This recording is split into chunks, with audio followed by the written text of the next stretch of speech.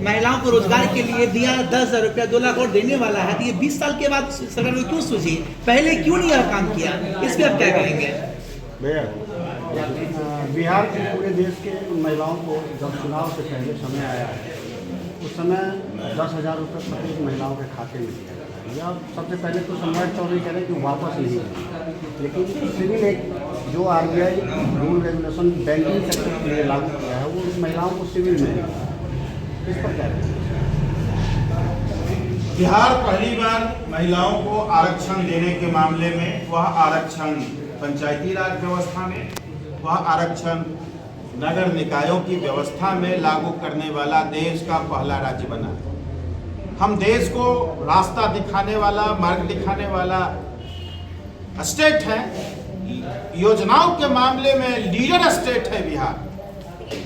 Leader state Bihar इसलिए है कि पिछले 20 वर्षों के दरमियान कई ऐसी योजनाओं का शुभारंभ हुआ, क्रियान्वयन हुआ बिहार से, जो देश में आगे चलकर वह लागू हुआ।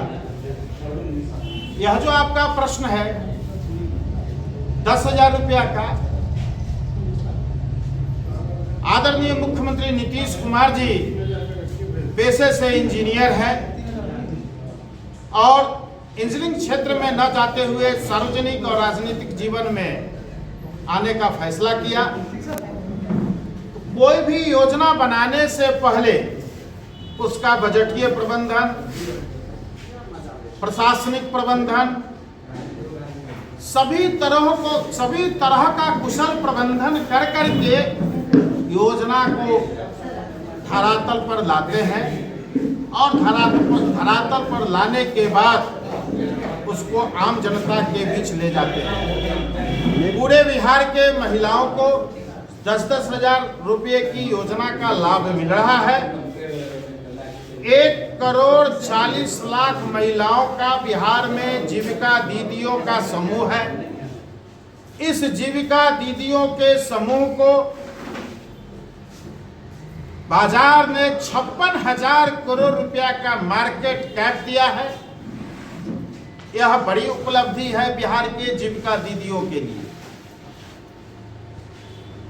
इसके पहले जो हमारा जीविका संगठन है बिहार सरकार का, जीविका संगठन ने पूरे बिहार में सर्वे किया। सर्वे के उपरांत डाटा दिया। इस डाटा के बाद सरकार के स्तर पर जो इसका नोडल एजेंसी है ग्रामीण विकास विभाग, उसकी गहन समीक्षा की। समीक्षोपरांत बिहार सरकार ने इसको राज्य की महिलाओं के लिए लागू किया। आगे आने वाले दिनों में आप देखिएगा कि देश के लिए यह योजना नजीर बन जाएगा, क्योंकि बगल के राज्य झारखंड में जहां महागठबंधन की सरकार है, माई बहिन मान योजना नाम से वहां योजना चल रही है। कई महिलाओं को समय से पैसे नहीं दिए जा रहे हैं। कर्नाटक में महागठबंधन की सरकार है, धनलक्ष्मी योजना वहां कर्नाटक सरकार की ओर से चलाई जाती है। दूसरे वर्ग का पैसा ट्रांसफर करके धनलक्ष्मी, गृहलक्ष्मी योजना के माध्यम से वहां महिलाओं को समय पर पैसा फिर भी नहीं दिया जा रहा है। हमारे यहाँ मुख्यमंत्री जी ने योजना का ऐलान किया, कहा कि इतने तारीख से हम पैसा देना शुरू करेंगे। अब तक जहां तक मेरी जानकारी है 1.5 करोड़ महिलाओं को संभवतः 10-10 हजार रुपये की राशि चली गई। आगामी आने वाले दिनों में आप देखिएगा कि ये जो लखपति दीदियां हैं, यह लखपति दीदियों के माध्यम से राज्य में अपना आर्थिक जो योगदान होगा इन महिलाओं का, ये तो